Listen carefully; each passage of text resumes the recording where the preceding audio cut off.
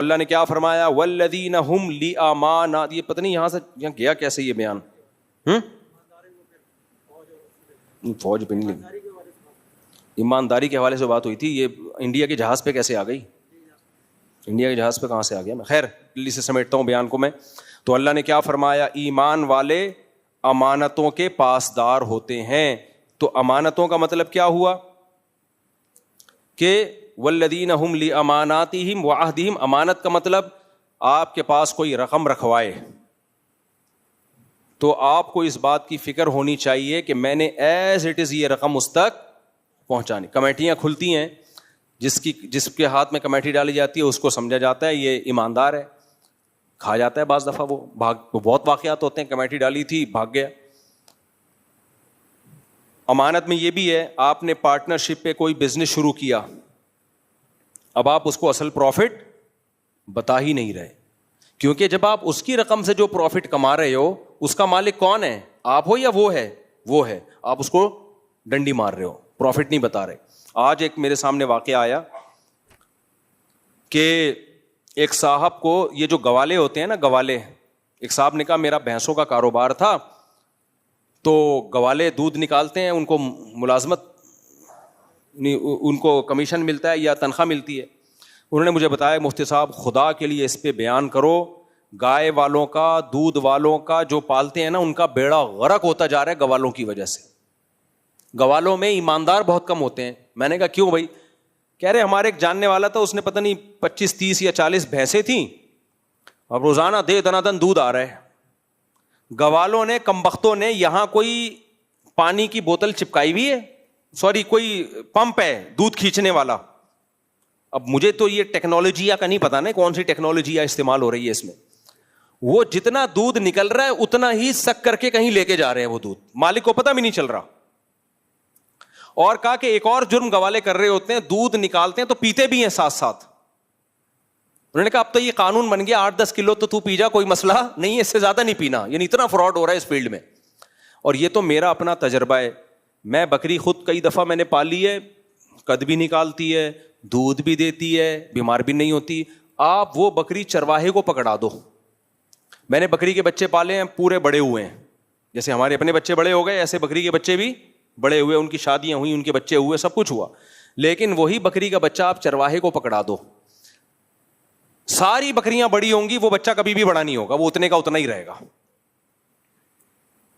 ابے جب یہ کیوں بڑا نہیں ہو رہا؟ کہتے ہیں مصعب اصل میں ایکچولی اس کی نسل ہی ایسی ہے.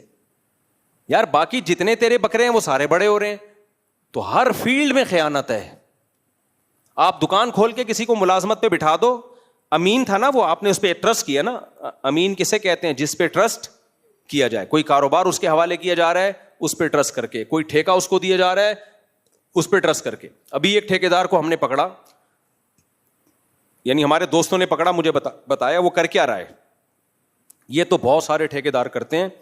آپ نے سریا ڈلوانا ہے, آپ نے کلر کرنا ہے, ٹھیکیدار کو کام دیا گھر بنانے کا, ٹھیکیدار نے جا کے سریے والے سے بولا کہ دینا اتنے کا ہے اور رسید زیادہ کی بنانی ہے. یہ بہت ہو رہا ہے سوسائٹی میں.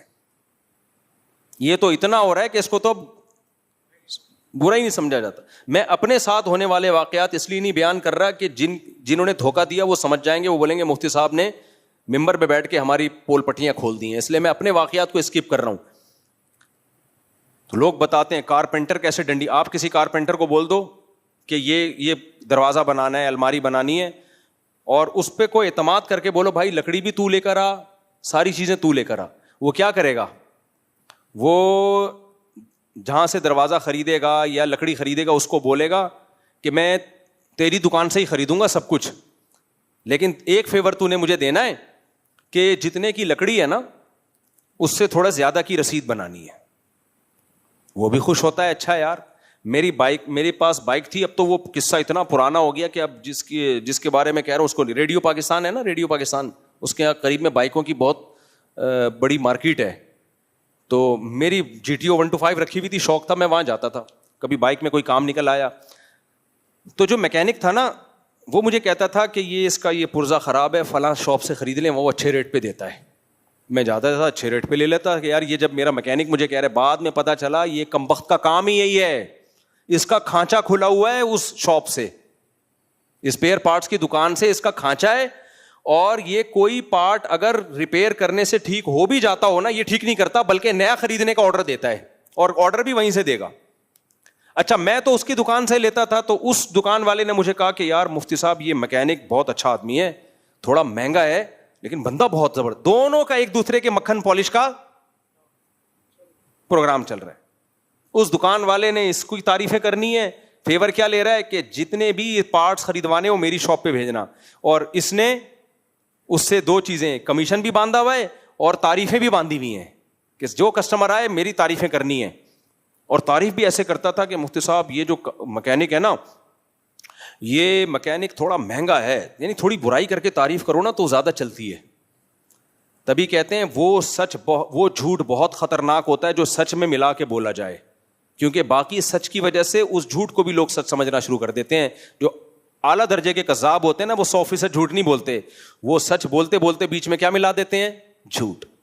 تو تھوڑی برائی کرتا اس میکینک کی, یار یہ بندہ تھوڑا اچھا, وہ میکینک بد اخلاق بھی بہت تھا, بدتمیز بھی بہت تھا, تو یار یہ مفتی صاحب ہے تو بڑا بدتمیز اور تھوڑا مہنگا بھی ہے لیکن کام. اب آدمی کہے گا میں نے بدتمیزی کا کیا کرنا ہے میرے بھائی, کام جب کر کے دے رہا ہے. تو میں نے اس کے اخلاق سے کوئی تبلیغ میں تھوڑی نکلا ہوں اس کے ساتھ اخلاق سیکھنے کے لیے. میں یہ آج بہت ہو رہا ہے, لوگ مسائل پوچھتے ہیں, سعودی عرب میں بھی دوسرے ملکوں میں بھی میکینک گڑبڑ کر رہا ہوتا ہے, آپ نے اپنی گاڑی میکینک کے حوالے کر دی, آپ ٹرسٹ کر رہے ہو میرے بھائی اس پہ, اس کو چاہیے جہاں سب سے سستا ملے وہیں سے دے. ڈاکٹر یہ خیانت کر رہے ہیں, پیشنٹ جب ڈاکٹر کے پاس جاتا ہے تو اعتماد کی بیس پہ جاتا ہے نا, ڈاکٹر صاحب نسخہ لکھ کے دے رہے ہوتے ہیں کہ یہ وہاں سے دوا لے لینا اس کمپنی کی, حالانکہ ڈاکٹر کو پتا ہے کہ یہی فارمولا, یہی کیمیکل, جو بھی مرکبات ہیں یہ فلاں کمپنی کے اس سے سستے ملتے ہیں, لیکن کمپنی نے ڈاکٹر سے وعدہ کیا ہوا ہوتا ہے کہ آپ نے ہماری دوا بکوانی ہے, اتنی پرچیاں لکھ کے دے دیں تو ہم آپ کو یہ فیسلٹیز دیں گے, ہم آپ کو یہ فائدہ دیں گے, اور اس میں بعض دفعہ عمرہ بھی ہوتا ہے. عجیب, حرام سے عمرہ کرنے جا رہے ہو تو یہ ہم آپ کو سہولتیں دیں گے. ڈاکٹر صاحب بھی لوگوں کو لکھ کے دے رہے ہوتے ہیں, حالانکہ مریض نے ڈاکٹر پر ٹرسٹ کیا ہے, تو ڈاکٹر مریض کے ساتھ امانت میں بولو خیانت کر رہا ہے. تو یہ بھی اسی آیت میں داخل ہے. ٹیچر امانت میں خیانت کرتا ہے, طالب علم لوگ ٹیوٹر رکھ لیتے ہیں, قاری کو رکھ لیتے ہیں, اعتماد کر کے وہ آستین کا سانپ بن جاتا ہے. ایسے لوگ بھی میرے علم میں, عام طور پہ قاری ایسے ہوتے نہیں ہیں, زیادہ تر نیک ہی ہوتے ہیں, لیکن ایسے قاری بھی میں نے دیکھے, لوگوں نے اعتماد کر کے اپنی بیٹی حوالے کر دی کہ بھئی آپ اس کو پڑھاؤ, ہم آپ کو روحانی باپ سمجھتے ہیں, اسی بیٹی سے ناجائز تعلق قائم کر لیا. ٹھیک ہے, اس نے غلط کیا, اپنی جوان بیٹی کیوں حوالے کر رہے ہو قاری کے, اس نے تو غلط کیا, لیکن آپ نے اس سے زیادہ غلط کیا. یار وہ آپ پہ اعتماد کر رہا ہے کہ یہ قاری ہے, یہ قرآن پڑھتا ہے, یہ نیک ہے, یہ میری بچی کو بیٹیوں کی طرح دیکھے گا, تو آپ بھی تو پھر بیٹی والا معاملہ کرو نا اس کے ساتھ, اور آپ گھر آستین کا سانپ بنے ہوئے ہو. ایسے واقعات بھی آئے کہ جی گھر میں گھسے, اور جس بندے نے اپنے گھر میں گھسایا کہ میرے بچوں کو قرآن پڑھاؤ, اسی بندے کی بیوی سے ناجائز تعلق شروع کر دیا. تو یہ سب کیا ہے, امانتوں میں خیانت. جو آپ پہ ٹرسٹ کر رہا ہے آپ اسی کے گھر میں ڈس رہے ہو, آستین کے سانپ بنے ہوئے ہو. جو حرام خور لوگ ہوتے ہیں نا, دو قسمیں ہوتی ہیں, جو لڑکیوں سے ناجائز تعلق قائم کرتے ہیں, ان کی بھی دو قسمیں ہوتی ہیں. ایک تو وہ جو اجنبیوں سے جا کے حرام کاریاں کرتے ہیں, طوائف خانوں میں جائیں گے, یہ بھی 2 نمبر ہیں.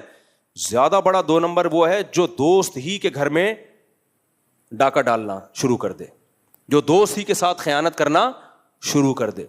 میرے پاس جب واقعہ آتا ہے نا, اللہ نہ کرے, زیادہ تر ایسا نہیں ہوتا الحمدللہ, خیر غالب ہے, کہ بھابھی کا دیور سے چکر چل رہا ہے, بہت افسوس ہوتا ہے. یار دیور جو بھائی ہے وہ تو محافظ ہونا چاہیے نا اپنے بھائی کا. چکر کیسے چل رہا ہے, تو دیور نے ڈورے ڈالے ہوئے بھابھی کے اوپر, ورغلا رہا ہے اس کو. یار تجھے کوئی اور نہیں ملا دنیا میں منہ کالا کرنے کے لیے, تو اپنے بھائی کی بیوی کے ساتھ خیانت کر رہا ہے, اپنے بھائی کے ساتھ تو غداری کر رہا ہے. بتاؤ پاؤں جو ہے وہ زمین پاؤں سے نکلے گی کہ نہیں نکلے گی؟ ایسے ایسے واقعات میں سنتا ہوں نا, پھر میری نیند اڑتی ہے رات کی, پھر میں ڈپریشن میں جاتا ہوں, پھر میں کہتا ہوں یار یہ جو ہے اس کو دماغ کہیں اور ہٹاؤ. غصہ اتنا آتا ہے, آدمی چاہتا ہے گلا دبا دو اس کا. ایسے واقعات بھی آئے ہیں کہ بھابھی صاحبہ کا چکر تھا, پتہ چلا کس کے ساتھ ہے, دیور کے ساتھ. تو دیور ڈورے ڈال رہا ہے اور پھر بھابھی کا بھی آنکڑا ہو گیا. پردہ وردہ تو آج کل سوسائٹی میں ہے نہیں, یار تو طوائف خانے چلے جاتا, منہ کالا کرتا طوائفوں کے ساتھ, لڑکیاں بہت ہیں منہ کالا کرنے کے لیے, بہت ہیں لڑکیاں, دفع ہو جاتا وہاں پہ. تو کس سے معاملہ کر رہا ہے؟ اپنے بھائی کے ساتھ خیانت کر رہا ہے تو. اگر بھابھی آنکھ مٹکا کرتی بھی ہے تو اس کو تھپڑ مار کے, تجھے شرم نہیں آتی؟ تو میرے بھائی کی بیوی ہو کے اس کے ساتھ غداری کر رہی ہے. تو یہ بہت, یہ بھی سب کیا ہے؟ امانتوں میں خیانت. بھائی تو اعتماد کرتا ہے, یار میرا بھائی ہے, میری بیوی کو بھابھی سمجھے گا, اس کو احترام والا رشتہ رکھے گا. وہیں آپ ڈاکہ ڈال رہے ہیں. سسر بہو کے ساتھ ہو جاتا ہے, آدمی اعتماد کرتا ہے اپنے والد پر کہ میرا والد ہے, یہ میری بیوی کو بیٹیوں کی طرح سمجھے گا. میں بار بار کہہ رہا ہوں, نارملی ہماری سوسائٹی میں ایسا ہوتا نہیں ہے, بدگمان نہ ہو, لیکن 1000 یا 100 میں ایک واقعہ ہو جاتا ہے تو اس پہ انسان کانپ اٹھتا ہے کہ یار وہ تو قابل اعتماد ہیں, وہی امانت میں خیانت کرنا شروع کر دے. تو یہ بہت, ایک دفعہ یاد ہے ہمارے پاس کیس آیا, ایک لڑکی رو رہی تھی, وہ کہتی ہے کہ مفتی صاحب بتاؤ بھائی بہن کے محافظ ہوتے ہیں یا نہیں ہوتے؟ میں نے کہا ہوتے ہیں, بھائی تو بہنوں کی عزت کی خاطر جان دے دیتا ہے. اس نے کہا میرا بھائی مجھ پہ غلط نظریں ڈالتا ہے. کیا دل پہ چھرے چلیں گے کہ نہیں چلیں گے؟ اور وہ خود کہہ رہی ہے بھائی تو بہنوں کے لیے عزت کے لیے جان دے دیتے ہیں, جو عزت کے لیے جان دیتا ہے وہی غلط نظروں سے دیکھ رہا ہے. یہ سب امانتوں میں خیانت کی نظیریں ہیں کہ جس پہ آپ ٹرسٹ کرتے وہی قابل اعتماد نہ نکلا, وہی سانپ بن کے آپ کو ڈسنا شروع کر دے. تو اللہ قرآن میں کیا کہتا ہے؟ والذین ہم لاماناتہم, ایمان والے ایسے نہیں ہوتے, جب ان پہ کوئی ٹرسٹ کرتا ہے تو وہ عملاً دکھا دیتے ہیں کہ ہم واقعی قابل اعتماد ہیں. وزیرستان وغیرہ میں اور یہ جو KPK کے علاقے ہیں نا, ان میں بھی بڑی مثالیں دی جاتی ہیں کہ ہمارے گھر میں اگر ہمارا دشمن بھی پناہ لینے کے لیے آ جائے, ہمارے شاگرد ہیں بہت سارے وزیرستان کے, جب یہ واقعات مجھے سناتے ہیں تو جیسے یہ بغیرتی کے واقعات سن کے میں ڈپریشن میں آتا ہوں نا, یہ والے واقعات سن کے وہ ڈپریشن کیا ہو جاتی ہے؟ ختم. یار غیرت مند بھی ہیں. ہمارے ایک شاگرد نے بتایا کہ مفتی صاحب ہمارا کوئی جانی دشمن ہو نا, اگر ہمارے گھر میں آ جائے پناہ لینے کے لیے, ہم کٹ جائیں گے, مر جائیں گے, اس کو قتل نہیں ہونے دیتے دشمن کے ہاتھوں. کیوں بھائی؟ ہم نے ایک دفعہ اپنے گھر میں گھسا لیا نا, تو اس نے ہم پہ ٹرسٹ کیا ہے نا کہ یار وہ دشمنی اپنی جگہ, وہ بعد میں لڑتے رہیں گے. یا تو گھساتے نہیں اس کو, لیکن جب چوکھٹ پہ آ گیا اس کو گھر میں ہم نے اجازت دے دی, تو اب یہ 2 نمبری نہیں ہوتی کہ آیا ہوا اشارہ کر کے اس کو مروا دو. نا دشمنی ہے تو دشمنی. یہ نہیں ہو سکتا کہ لیبل ہم یہ لگائیں کہ ہم تمہیں پناہ دے رہے ہیں اور ادھر سے دشمنی کر رہے ہوں. تو اور یہ حدیث سے ثابت ہے. دیکھو نبی صلی اللہ علیہ وسلم نے فتح مکہ کے موقع پہ کچھ کافروں کے بارے میں حکم دیا تھا, ان کو جہاں پاؤ قتل کر دو, جہاں پاؤ قتل کر دو. وہ بہت بڑے ظالم تھے. انہی میں سے ایک چھپ چھپا کے کہیں نبی صلی اللہ علیہ وسلم کے پاس آ گیا اور آپ کی خدمت میں بیٹھ گیا. آپ صلی اللہ علیہ وسلم چاہتے تھے کہ ان کو قتل کر دیا جائے. یعنی آپ کا ان پہ اتنا زیادہ غصہ تھا نا, انہوں نے ایسا کیا تھا کہ آپ کیا چاہتے تھے, ان کو قتل کر دی. لیکن وہ سامنے آ کے بیٹھ گئے. تو جب مجلس ختم ہوئی تو آپ نے صحابہ سے پوچھا کہ تم نے ان کو قتل کیوں نہیں کیا؟ تو صحابہ نے کہا کہ یا رسول اللہ آپ آنکھ سے اشارہ کر دیتے. بہت اہم حدیث ہے, اللہ کرے یہ اخلاق ہمارے اندر بھی آ جائیں. یہ آیت کا مفہوم میں بیان کر رہا ہوں, لِأَمَانَاتِهِمْ, امانتوں کا خیال کرتے ہیں, اس کا مفہوم آپ کی سمجھ میں آ جائے. تو نبی سے صحابہ نے کیا فرمایا کہ یا رسول اللہ اگر آپ چاہتے تھے کہ اس کو قتل کر دیا جائے تو آپ ہمیں آنکھ سے بولو اشارہ کر دیتے. آپ نے فرمایا ما کان لنبی ان تخون عینہ, کسی نبی کی یہ شان نہیں ہے کہ ان کی آنکھ خیانت کرے. کیا مطلب؟ یہ میرے سامنے آ کے ٹرسٹ کر کے بیٹھا ہے, مجھ پہ اعتماد کر کے بیٹھا ہے, تبھی تو آیا ہے نا. اگر اعتماد نہ ہوتا تو آتا. اور میں ظاہری ایٹیٹیوڈ یہ رکھوں کہ ہاں بھائی تم پناہ میں, اور ادھر سے اشارہ کر رہا ہوں کہ کیا کر دو ان کو قتل. یہ خیانت پیغمبر کی آنکھ خود سے کر دیتے تو بھائی میں کہتا میں نے تمہیں کوئی امان تھوڑی دی تھی, میں نے کوئی یہ تھوڑی کہا تھا کہ تمہیں امان ہے تم آ جاؤ. امان دے کے آ جاتے پھر تو نہیں قتل کر سکتے تھے, تو کوئی اور کر دیتا الگ بات ہے. لیکن میری محفل میں کوئی بیٹھا ہوا ہو مجھ پہ اعتماد کر کے اور میں آنکھوں سے اشارے کروں, یہ بھی کیا ہے؟ خیانت. کیونکہ وہ ٹرسٹ کر رہا ہے. میں سمجھا پا رہا ہوں, اللہ کرے جو مضمون سمجھا پا رہا ہوں وہ میرے اندر بھی پیدا ہو جائے, آپ کے اندر بھی پیدا ہو جائے. آج ہماری سوسائٹی ایک نمبر کی بے غیرت بن چکی ہے. میں کسی کو ملامت نہیں کر رہا, ہم سب ایک جیسے ہیں. بہت 2 نمبریاں ہیں, غیرت ختم, زبان پہ کچھ, دل میں کچھ اور. کسی کے یہاں ملازمت کریں گے, اسی کی دکان کو کھا جائیں گے. اکثر میں واقعہ بیان کرتا ہوں, ہمارے دوست نے بکری کے چارے کی دکان کھولی اور مرغیوں کا چارہ, اس میں باجرہ بھی. وہ کہتے ہیں یہ میرا ملازم آدھا ڈرم باجرے کا کھا جاتا تھا. میں نے کہا آدھا ڈرم کیسے کہہ رہے؟ تھوڑا تھوڑا اٹھا کے بیٹھا ہوا ہے دکان پہ, ایسے ٹانگ پہ ٹانگ رکھ کے اخبار پڑھ رہا ہے, باجرہ بھی چل رہا ہے. جب پوچھو تو بھائی تھوڑا سا کھا لیا کیا ہے؟ ابے تو پورا مہینہ تو دیکھ, پورا مہینہ جب تھوڑا تھوڑا کھائے گا تو کہہ رہا ہے میں نے کاروبار ہی بند کر دیا. کیونکہ جس کو ملازمت پہ لا کے رکھو, گزرتے ہوئے کبھی دال کھا رہا ہے, کبھی چاول کھا رہا ہے, کبھی یہاں سے یہ کھا رہا ہے, کہہ رہا ہے جب حساب لگاؤ تو کم بخت آدھا تو ہی کھا جاتا ہے. تو کسی پہ بھی ٹرسٹ نہیں کیا جا سکتا بھائی, ایسا ہو گیا ہے. تو آپ نے اپنے آپ کو ایسا بنانا ہے کہ لوگ آنکھ بند کر کے آپ پہ ٹرسٹ کریں. مالک مکان نے آپ کو گھر دے دیا کرائے پہ, وہ مطمئن ہو کہ میرے گھر کا بیڑا غرق نہیں ہوگا. ہمارے ایک دوست سے جب کسی کو گاڑی یا بائک دیتے تھے کہتے تھے اپنی سمجھ کے استعمال کرنا. لوگ تو کہتے ہیں نا پرائی کی سمجھ کے استعمال کرنا, تو تھوڑا تمیز سے کہ بھی پرائی گاڑی ہے. لیکن آج کل ایسا نہیں ہے. پرائی کی سمجھ کے استعمال کرو گے تو ایسی کی تیسی کر دو گے, اپنی سمجھ کے استعمال کرو گے تو. میں نے بہت دفعہ تجربہ کیا, بس یہ کہتا ہے بیان ختم کرتا ہوں. آپ بائک ساری زندگی استعمال کرو, آواز نہیں آئے گی اس میں سے جب تک کوئی بڑا حادثہ نہ ہو جائے. آپ اپنے دوست کو دیکھے تو دیکھو, ایک چکر انڈا موڑ سے خالی لگا کے آئے گا, کہیں نہ کہیں سے بج رہی ہوگی وہ. یہ 20 دفعہ کا تجربہ ہے, کہیں نہ کہیں سے اس میں یا تو چین کور سے ٹکرا رہا ہوگا, حالانکہ اب تک تو نہیں ٹکرا رہا تھا. آپ لے کے جاؤ گے آگے جا کے پنچر ہو جائے گی, حالانکہ آپ تو 1 سال سے چلا رہے ہو کبھی پنچر نہیں ہوئی, لیکن اب پتہ نہیں کیا کر کے آیا ہے, ادھر گئے پنچر.